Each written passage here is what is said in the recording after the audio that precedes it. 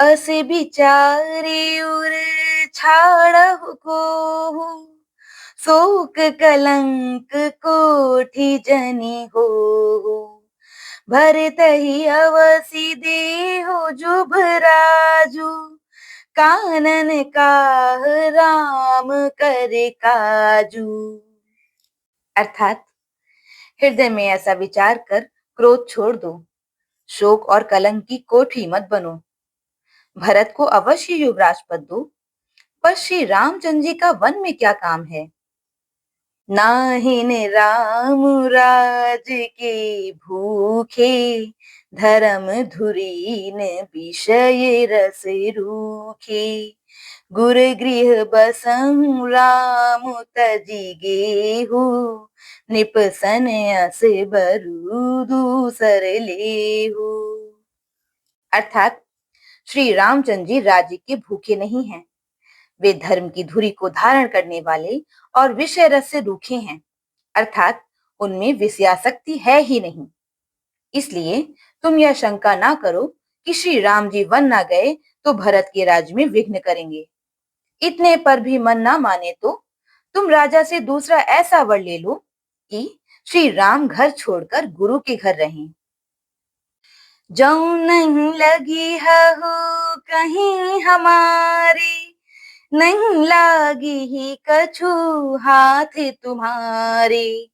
जौ परिहास कीन्ही कछु होई, तो कही प्रगट जनावहु सोई।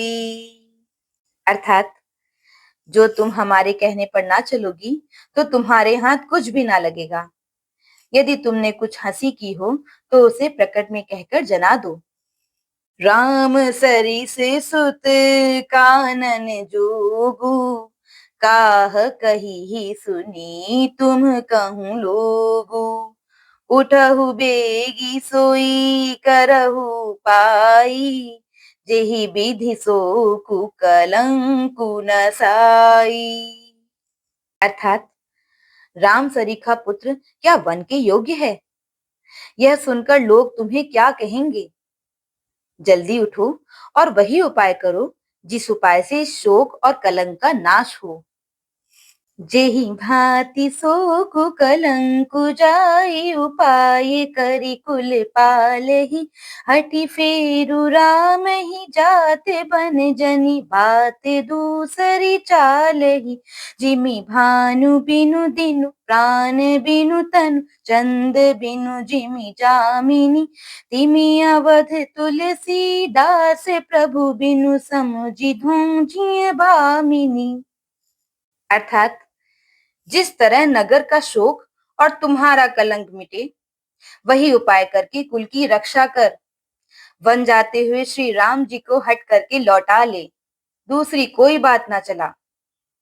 तुलसीदास जी कहते हैं, जैसे सूर्य के बिना दिन, प्राण के बिना शरीर और चंद्रमा के बिना रात निर्जीव तथा शोभाहीन हो जाती है, वैसे ही श्री रामचंद्र जी के बिना अयोध्या हो जाएगी।